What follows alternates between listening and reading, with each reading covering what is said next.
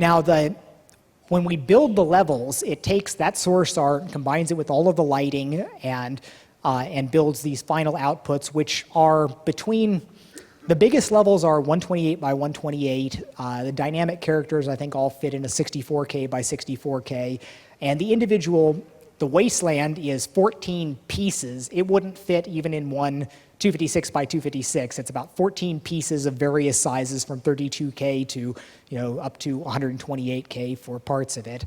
So what we do to make all of this fit, at the top level, we build out all of this, and if we shipped all of that completely uncompressed in RGB format, it would be many, it's like 100 gigs or so for what we would start off on that. So to get that down, we obviously have the HD photo compression. We digest everything down. That saves a lot. But we get a large amount by profiling where the player can go. So another thing that you can do in the PC version, bring down the console, no clip up, and you fly up and you look at some rooftops on there and you say, it's like, oh, the rooftops are all blurry. Well, that's because we have these surfaces where we map out where the player is supposed to be able to go. And we we profile zillions of views from all these places and say, well, these are the images that we need at this resolution. And the ones that are further away, they get lower and lower resolution.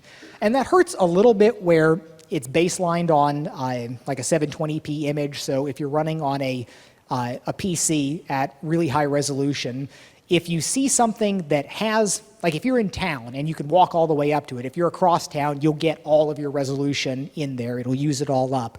But if you're looking at something that the player can't actually approach, like the top of a guard tower or something, where the player can't walk up there, when you walk up on your 3 megapixel PC monitor on there, unfortunately the texture data just doesn't exist to have the higher quality data there, so it winds up being a little bit blurrier. Again, if we ever do get to have some kind of a downloadable super quality pack something in some area, it would be nice to have some of that extra stuff there. Because it was painful and disappointing during development, where at the start we were developing all on the PC and the artists were building stuff, and when we finally kind of showed them, it's like, well, we have to go through all this texture compression stuff, and this is what it's going to look like on the game. There were some sad-faced artists looking at all of this, but once they start working with it, it's still, it's a factor you have to take into effect. And that also, one of the other sort of related to that is we have areas that are, my crusade for years, I've always been about, id games are dinged appropriately for being far too dark. The dark areas where you can't see what's going on, you're supposed to, of course the artists are like, well, turn off your lights, play in the dark room, that's the way it's supposed to be played. But in reality, lots of times, if people would look at Doom 3 and you'd play it and just not see half of the stuff that's there. So we made a conscious effort to brighten things up, but some of the stuff that would happen during development on Rage is we have real lights and then we've got our post-processing effects on there. And sometimes we have arguments about the usefulness of post-processing. There's lots of people that really love it. A lot of times I'm looking at something and I bring down the console and turn off post-processing. I'm like, wow, this looks so much better. Crisper and clearer. You can see all the detail. The colors aren't messed up. But I lost that battle pretty clearly, where there's lots of post effects going on throughout the game, and lots of times it does convey the right mood and it does all of this, but it does a lot of damage to all of this data that we spent. We killed ourselves to get it compressed over there, and then to have some post process go in and muck up all the pixels is sometimes a little bit depressing in some ways. But with all of this data that we've got on there, again, it would be terabyte plus going on there. Gets fully, yeah.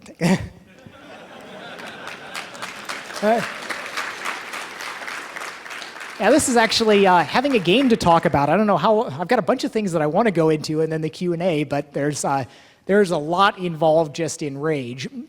But I probably should kind of push on to some other topics here.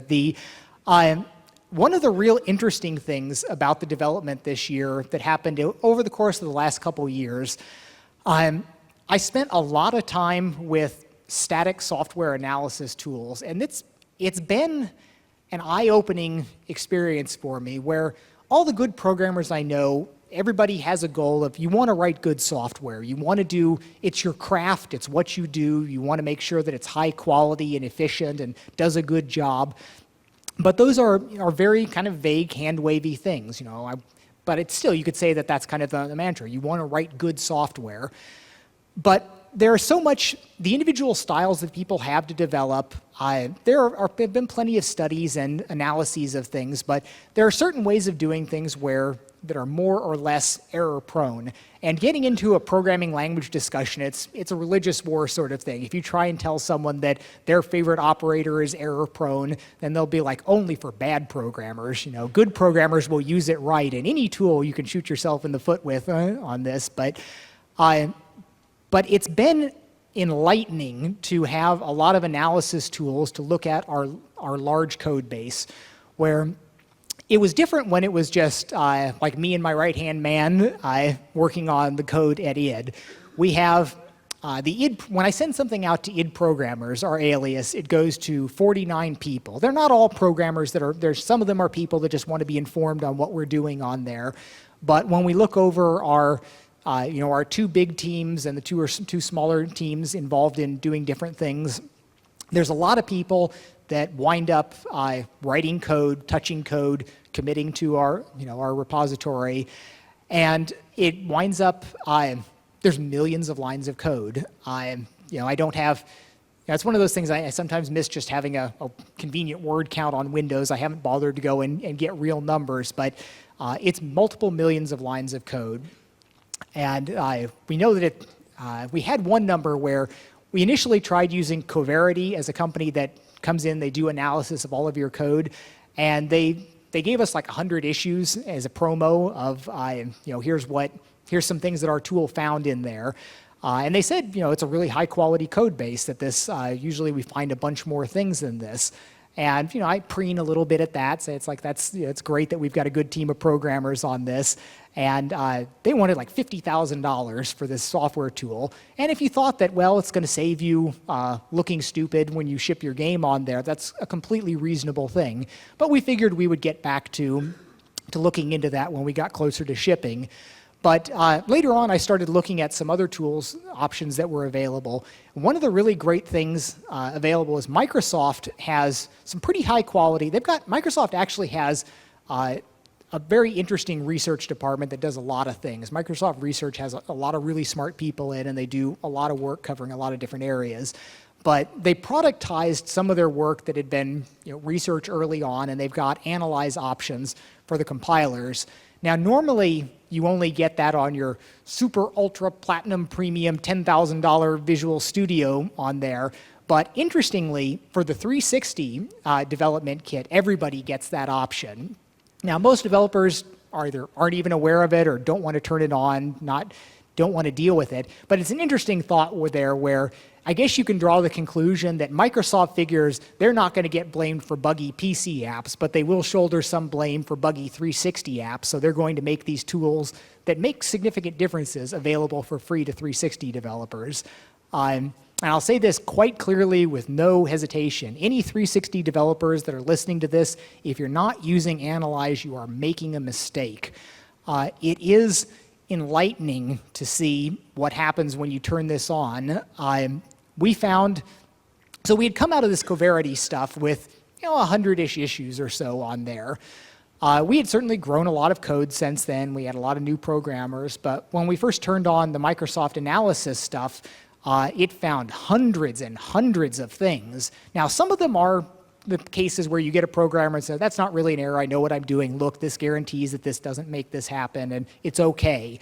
And there were plenty of those, but there were also tons of things where you look at this and say, it's saying, potential null pointer access here. You're like, well, I'm checking up there, but nope, not checking down there, you're right. And when you see things like that happen over and over and over again, hundreds of times, you start looking at this in a very different way, because everybody thinks about programming and development where it's like, okay, we bang the bugs out of it, we get the code good, now it's good solid stuff, we'll deal with things in maintenance. And there's, when you talk about reliability theory and different things that people analyze when they're talking about traditional like engineering structures, there's a lot of debate that goes into things about how, well, software is just different. You know, we can take our metals and we can get our spread of ultimate tensile strengths and yield strength and do all of this. And this is how you look at failures. You add up all of these tolerances and you can do all of your analyses and figure out some estimate about how reliable it's going to be. But you can't look at software like that because software is supposedly deterministic. You know, either it works or it doesn't. It has no chance of failing given the same input. And there's truth to that, and you can argue that in a certain way. But when you start looking at large enough bodies of software, millions of lines, dozens of developers, there does get to be a distressingly statistical nature to the amount of failures that you see, where software may be deterministic going through things, assuming you don't have uninitialized variables and randomized memory locations.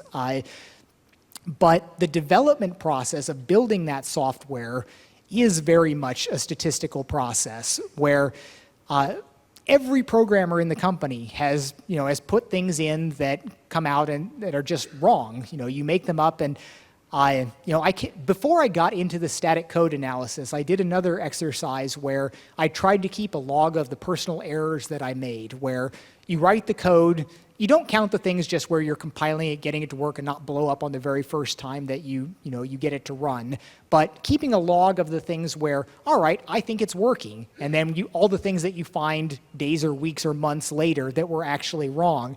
And there were patterns in there. There were things that I could see that I was doing where a common paradigm, if you're dealing with pairs or triples of numbers, you've got like a dot x, a dot y, dot z.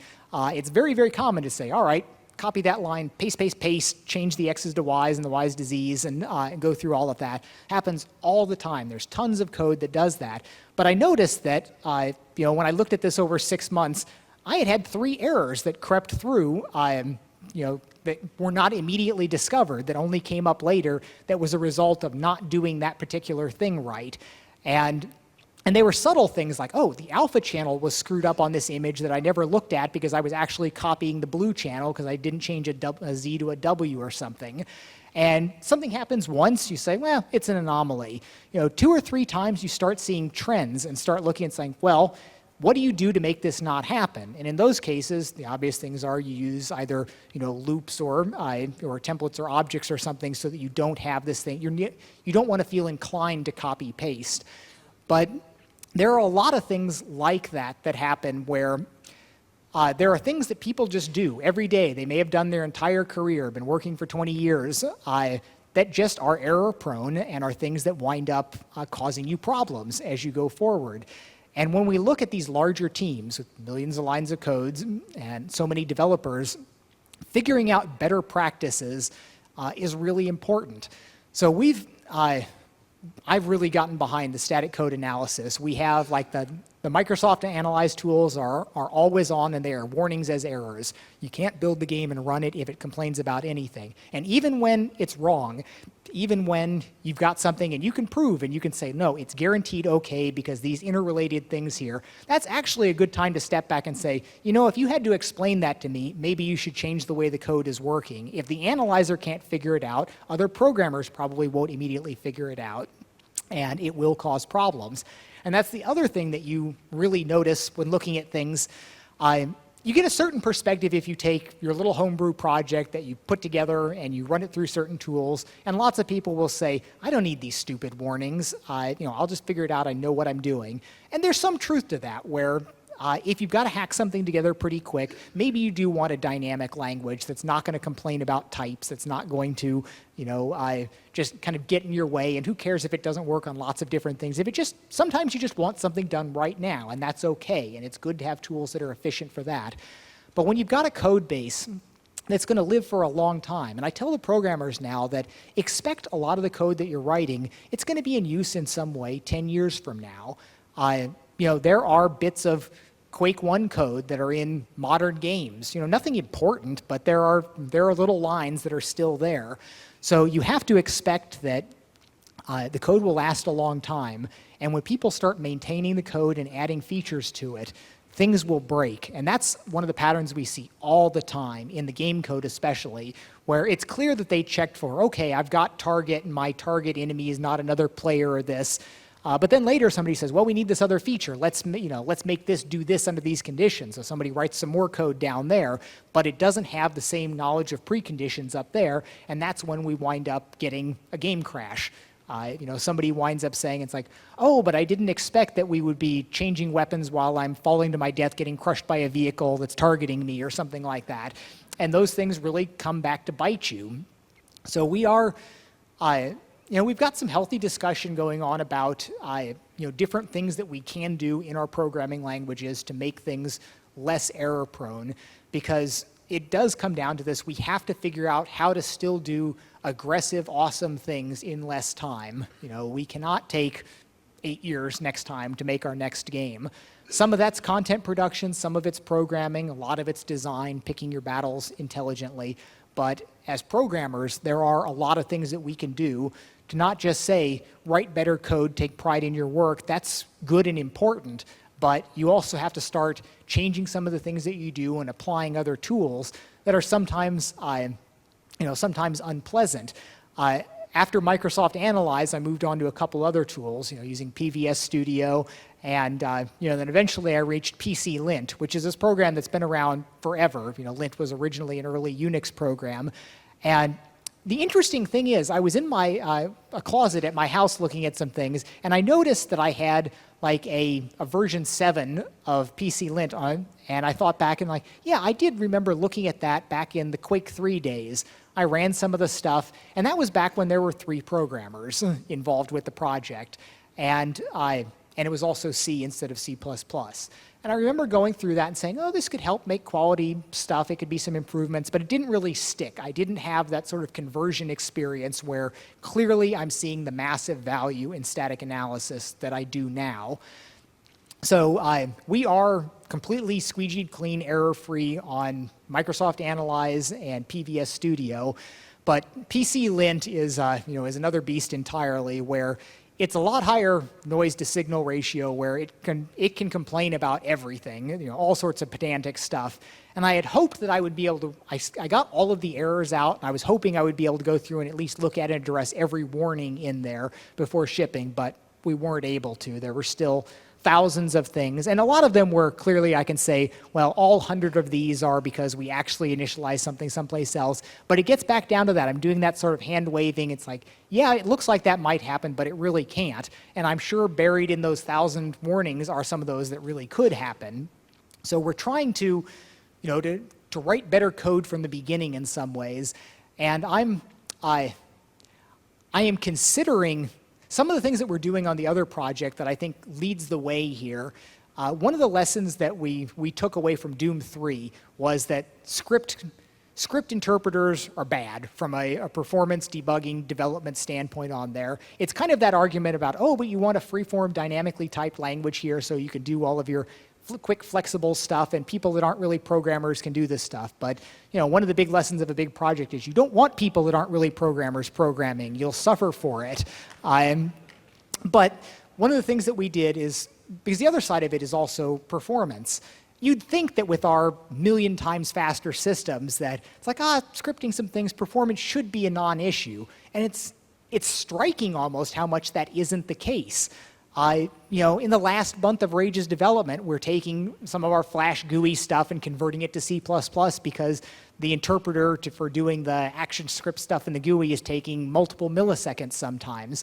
Even with all of our wealth of processing power, we still don't have enough performance. Performance still matters. But even more than the performance now, I'm looking for these stronger guarantees on code quality. I want us to be able to have full analysis trees that say, okay, you can still mess the game up by doing all sorts of different things, but what I want to be working towards is a case where we can say, well, the game cannot have an exception of any kind with sufficient analysis through there. We're not there yet, but one of the interesting things that's going on is Rage still has a little bit of script. We still have script that's derivative from Doom 3. It does a few things, but the bulk of the heavy lifting is just in-game code. In Doom 4, we have what we call superscript, which is basically a way to do scripting in C++. It's a limited subset of it, but you get all the fiber goodness about being able to sleep and do the nice scheduling things that people always miss in scripting, but it's full performance and it's type safe and things like this, where I'm thinking that we may want to take that even a step further and go to a rigorously subsetted C++ dialect for writing the code, because it comes back to the statistical awareness of we look over all the code base and mistakes are made every day. There are all of these things, and it's not because people are no good. The very best programmers always make mistakes, and this is something that I've really internalized, that no matter how good you think you are making mistakes all the time, and you have to have structures around you to try and help you limit the damage that your mistakes will cause, find them as early as possible so that you can correct them, and the earliest possible time is to find them at compile time. So I'm all about trying to be much more restrictive on what we can do here. And on the one hand, I would entertain programming in. I'm very tempted to want to move to a functional programming language, start programming in Haskell or OCaml or something, but that's not a credible thing to do in the game industry because, again, 49 people on our list. I could probably convince a handful of them that we should go convert to a new programming language. But then we're back into having performance issues in different cases, having a huge educational and hiring problem. So we got to stay with something that's C++ based on there. But I think that it would be worthwhile for 95% of our code to have hard restrictions in place to limit us to essentially the Java subset of C++, where you have no unchecked arrays, you have no uninitialized pointers, you have no use after free hazards, all of these things where you look it all down, and that's kind of the decisions that you make with Java, and then I'd even go a little bit beyond that. But it's one thing to say, I write all of my new code in this pseudo-functional style on there, but unless something is made impossible, it will still creep into your code base. So we probably need to be looking at being able to analyze our whole code base and say, okay, these hyper-performance, twitchy-tuned areas, go for it, do whatever the heck you want on here. But the vast bulk of the code, we want to be able to make stronger statements about it. And that's one of the big directions that I want to be looking at going forward. We've learned a lot about the coding and the development, but it still winds up being, right now, of course, the final cert issues, content is done, so programming's still the long pole in the tent here. We could argue that if we hadn't let ourselves be pushed so much on performance, the programming would have been stable and could have been used earlier on that, but unquestionably it still remains as one of the most important things. So looking at what we can do during our development process there is a pretty big deal. Future research-wise, I've got the couple things that I'm looking into with using the current direction of our current data set, because I don't think at this point that we can look at the next two games going to a completely different development process. We want a little bit more stability on there. It's possible, the way it might go is I do some fancy demo of some infinite detail technology on there, and everybody goes, oh my gosh, we really want to use that. But I think a lot of us at this point are looking back at Rage and saying, if we had backed off a little bit, we could have shipped 2 games in this time frame. And if you could turn back time, what I wish we had done is taken something with id Tech 4, done another game. I mean, maybe we did just rolled right into a Doom 4 there while Rage was under development and have a game every 3 years. But we don't want to make that same huge, long dead time. I mean, it's been great that everybody still comes to QuakeCon year after year, even though we hadn't shipped a game for 6 years. But we don't want to be in that position again in the future. And we had the partner companies, all of our work with Raven. It was, we had our Quake 4 and our Wolfenstein, but where we are right now, we want the big quality games coming out from the team under one roof. It's been quite a long journey, and the company has exploded in the last couple years. I think we're over 200 people now at the company. It is interesting having QA and production work under our roof. One of the things that, like our last game that we did with Doom 3, we're like, okay, it's a PC game, it runs, burn it to a disk, hand it off to the publisher, and we're all done. It's a different world right now where we have the multi-platforms and all the translations that we're integrating in-house, and it sucks up a lot of additional people. There's a lot of extra work that goes into not just making the game, but delivering it on all of those areas. And I get asked a lot if I miss the old days of the smaller teams on there. And this last year especially has been, there have been so many anniversaries on this where we had id Software's 20th anniversary, Quake's 15th, I'm 40 years old, all of these big numbers that go by. Yeah, there was a recent graphics article that I made a cameo as Old Man Carmack. So about time for me to grow a gray beard or something here. And that, it has been that path from, from young whiz kid to industry veteran. I guess there's what is it? There's a pattern that goes the spectrum from young genius to old master as we've kind of walked along the path there. But, I have fond memories of a lot of the old days, but what I've told the reporters over and over is I'm really a remarkably unsentimental person. I don't spend a lot of time thinking about the good old days, because I see this a lot. The good old days are right now. Rage is the best game we've ever made. I'm enjoying my programming as much now as I ever have. I'm a better programmer than I ever was. I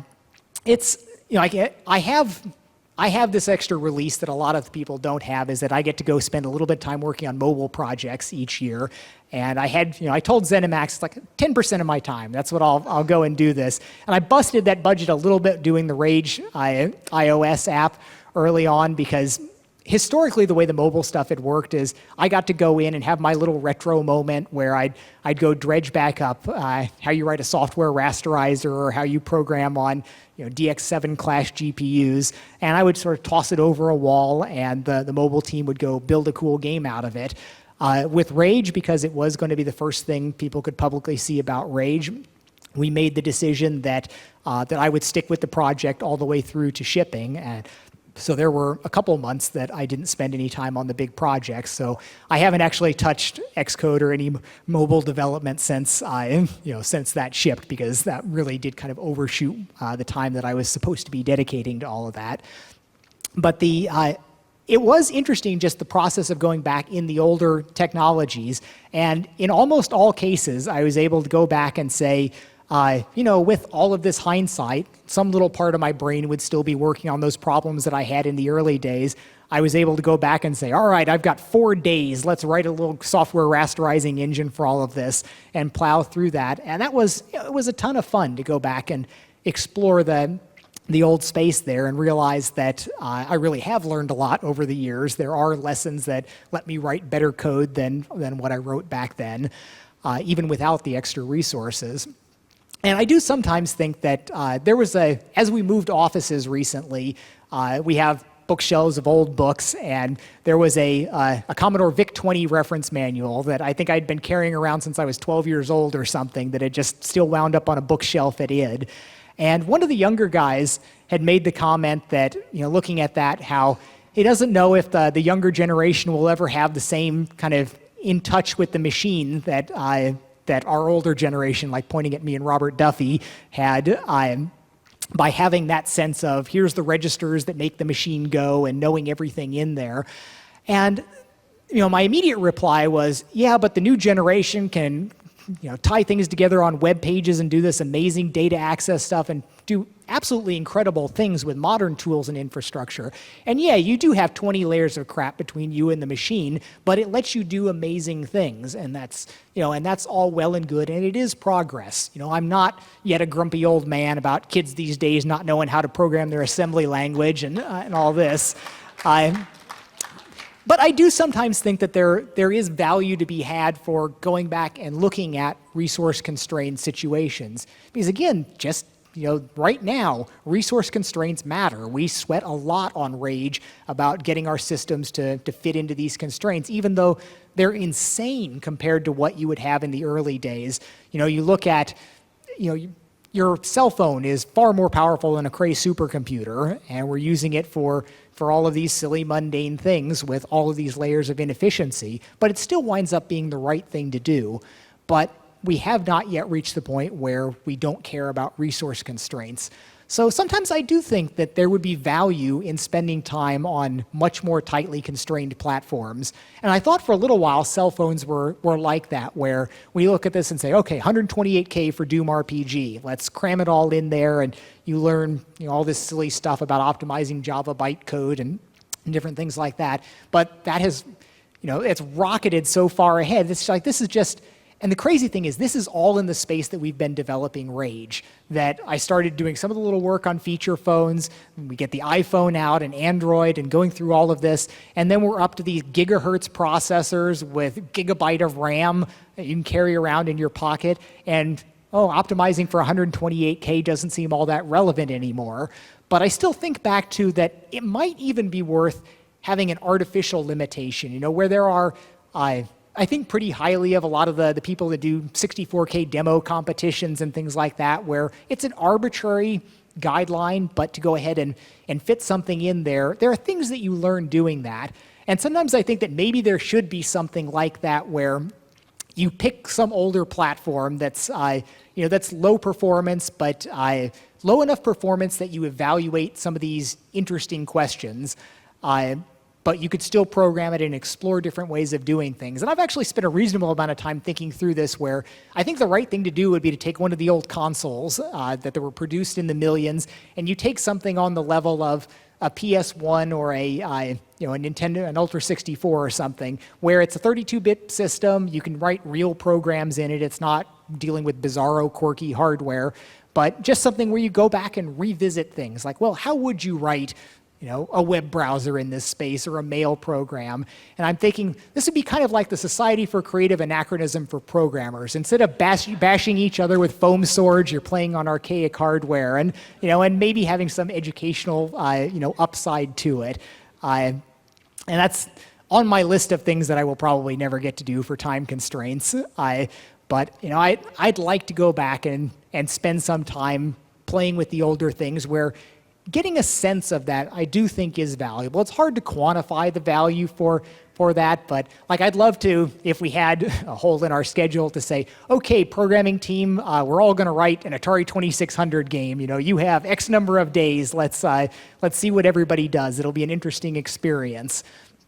And that does tie a little bit into another one of the issues with how the company's grown on this, and one of the things that we're not doing a spectacular job on is it has really been sink or swim, where somebody gets hired, they're like, okay, here's your desk, here's how you bring down the source code, and make yourself productive real quick now. Which is, and some people have thrived under that. We've got some of the people that just have dived in and figured everything out, and written all of their little test cases and stuff, and explored and learned, but it's not the most efficient way to deal with this. And we're still grappling with how we deal with this, not just in programming, but across the whole thing, and perhaps even more so in content development, because people come in, that have worked on Unreal Engine or something like that, and they know how to make things happen there, and then they have no idea whatsoever how to make something happen with our current generation of technology. And certainly we don't have a polished SDK and commercial books available.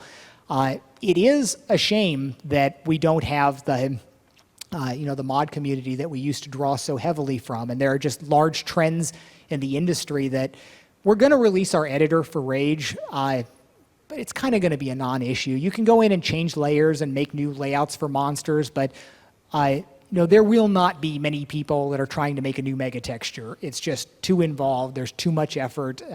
It's just so much work, and there's so many things you have to know.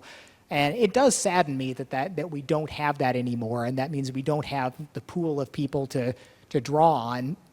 I guess that's a perfect place to segue into the Doom 3 source code will be released this year. I got permission from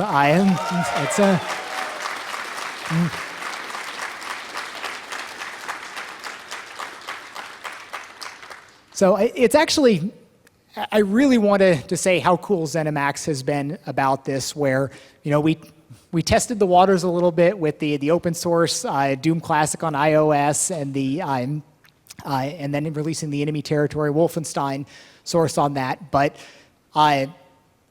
the issue with the Doom source space is there's actually still a project in development that's derived off of this. Prey 2 is heavily modified, but it's still essentially an id Tech 4 project on this. And Brink was also heavily modified, but id Tech 4 on this. So obviously, we're not going to put any effort into this until Rage is out the door on the street. Programmers are not going to be pulled off of even testing or triage or anything to do this, but the okay's been given, and it will be happening. We have to make sure we get all of our I's dotted and T's crossed on the legal department, but it's, as another interesting point on here, I had a lady from the legal department last year's Christmas party at ZeniMax just come up and tell me how important she thought it was that we were doing the open source of the code base. And that was a little bit of a double take. It's like, legal department, lawyers, you think this is good? Great. So ZeniMax has been really, really supportive of this. And I almost put this out as a challenge to some of the other software companies. There's a lot of you that could be releasing seminal, classic, old source code that the community would appreciate, that young programmers can learn from, that all these other benefits can come out of. It's clearly been good for us. In the early years, there was argument about it, about whether we gave away too much or we helped competitors on this, but there's no doubt at this point that the legacy of the open source software has been a really good thing for id, and I'm really happy that we're able to kind of continue that going forward. So the perfect opportunity to pick something up from the Steam sale. If you don't have Doom 3 data handy, that's the place to get it now, which is also a great thing where in previous generations when we'd release source code, if you didn't have it on your shelf, trying to find some rummage bin with an old version of the software was challenging, but now you just go to Steam and get the stuff that way, and you can get it and start playing around with it. All right, thank you all.